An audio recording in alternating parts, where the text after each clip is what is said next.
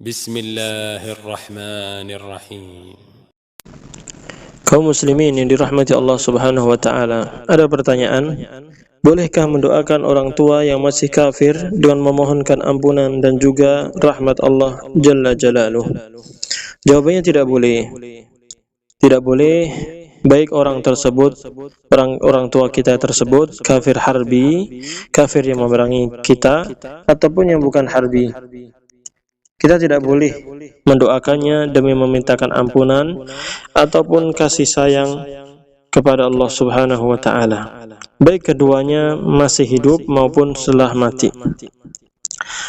Dasarnya apa? Dasarnya firman Allah Subhanahu wa taala, "Ma kana lin-nabiyyi wal-ladzina amanu an yastaghfiru lil-musyrikin walau kanu uli qurba min ba'di ma tabayyana lahum annahum ashabul jahim."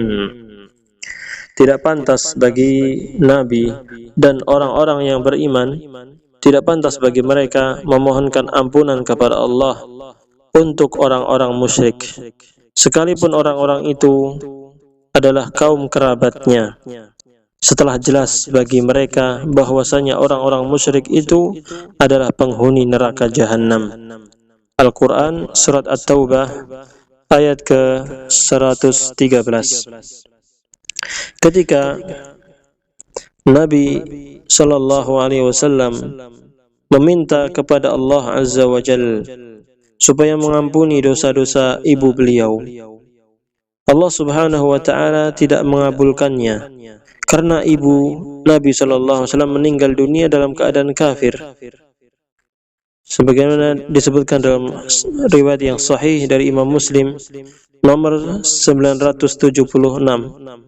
Demikian pula Abu Dawud dan juga An-Nasa'i dan yang lainnya.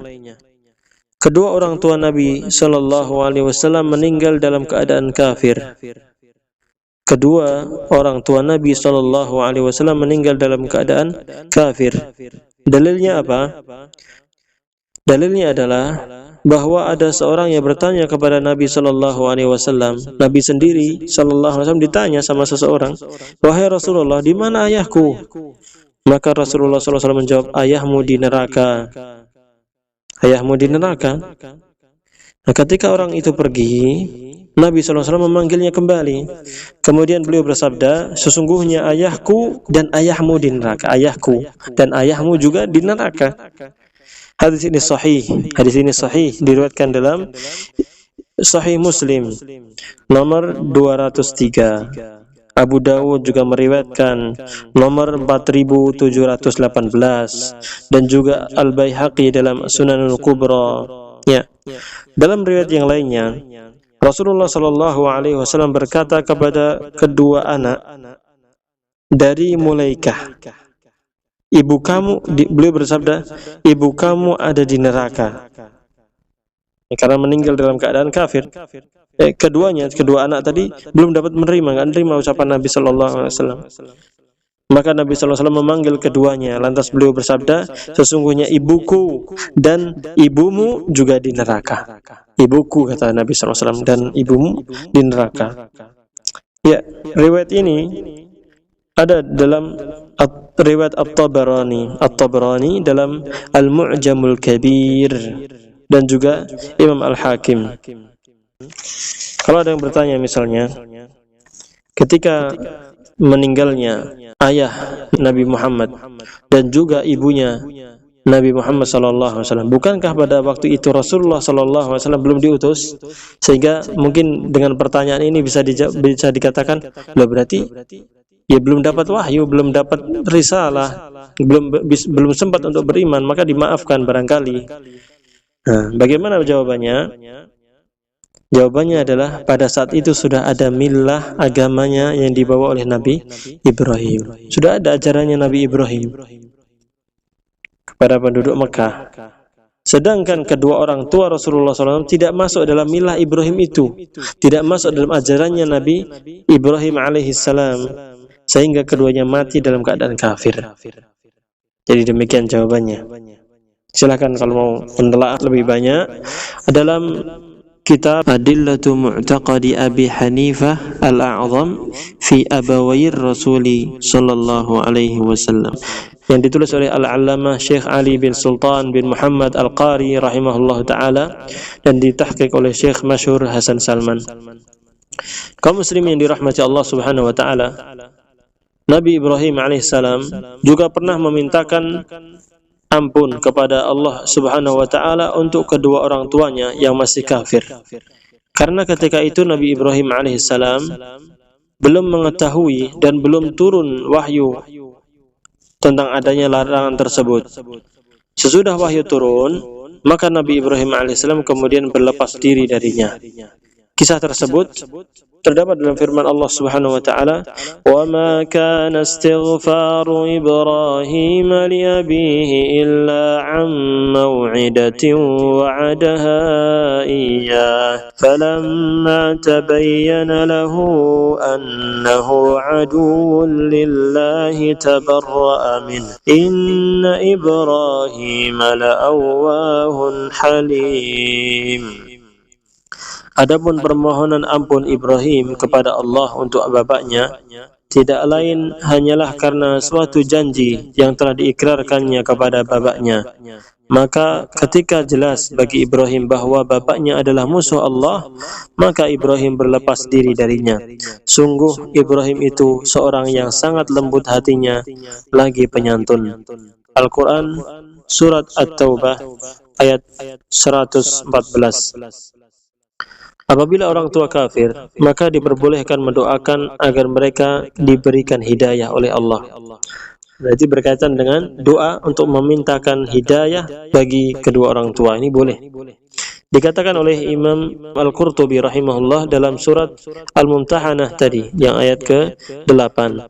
Yang merupakan dalil tentang tetapnya menyambung silaturahim kepada orang tua yang masih kafir, serta bolehnya mendoakan keduanya supaya mendapatkan hidayah dan kembali ke jalan yang benar. Walaupun tidak dibolehkan memintakan ampun serta rahmat kepada orang tua yang masih kafir, akan tetapi masih dibolehkan untuk memohonkan hidayah kepada Allah Subhanahu wa ta'ala dan mendakwahkannya agar dia masuk Islam. Jadi dakwah kepada orang tua yang masih kafir itu harus tetap dilakukan, namun dengan cara yang baik. Hal ini dapat dilihat bagaimana dakwah Nabi Ibrahim alaihissalam kepada orang tua beliau. Beliau mendakwahinya, berdakwah kepada orang tuanya dan kata-kata yang lemah lembut. Maka dakwah kepada orang tua yang masih kafir itu harus kita lakukan dengan kata-kata yang lembut. Kalau kepada orang tua yang kafir saja harus dengan lemah lembut, maka lebih lagi kalau orang tuanya tidak kafir, tetapi hanya mungkin masih bersuka berbuat bid'ah, maka tetap didakwahkan dengan kata-kata yang lemah lembut. Sikap Nabi Ibrahim alaihi salatu wassalam kepada ayahnya yang kafir dapat dilihat dengan jelas di dalam Al-Quran pada surat Maryam ayat 41 dan 48. Saya bacakan terjemahnya saja. Dan ceritakanlah wahai Nabi Muhammad kisah Ibrahim di dalam kitab Al-Quran. Sesungguhnya dia adalah seorang yang sangat membenarkan. Beliau adalah seorang nabi. Ingatlah ketika dia berkata kepada ayahnya, "Wahai ayahku, mengapa engkau menyembah sesuatu yang tidak mendengar, tidak melihat, dan tidak dapat menolongmu sedikit pun? Wahai ayahku, sungguh telah datang kepadaku sebagian ilmu yang tidak diberikan kepadamu, maka itu ikutilah aku. Niscaya aku akan menunjukkan kepadamu jalan yang lurus. Wahai ayahku, janganlah engkau menyembah syaitan. Sungguh syaitan itu durhaka kepada Rabb yang Maha Pengasih. Wahai ayahku, aku sungguh khawatir engkau akan ditimpa azab dari Rabb yang Maha Pengasih, sehingga engkau menjadi teman bagi syaitan." Namun ayahnya berkata, "Bencikah engkau kepada Tuhan-Tuhanku wahai Ibrahim? Jika engkau tidak berhenti, pasti engkau akan kurajam. Maka tinggalkanlah aku untuk waktu yang lama." Maka Ibrahim alaihissalam berkata, "Semoga keselamatan dilimpahkan kepadamu wahai ayah. Aku akan memohonkan ampun bagimu kepada Rabbku. Sesungguhnya Dia sangat baik kepadaku, dan aku akan menjauhkan diri darimu dan dari apa yang engkau sembah dari selain Allah, dan aku akan berdoa kepada Rabbku. Mudah-mudahan aku tidak akan kecewa dengan berdoa kepada Rabbku. Al-Quran Surat Maryam ayat 41 sampai 48.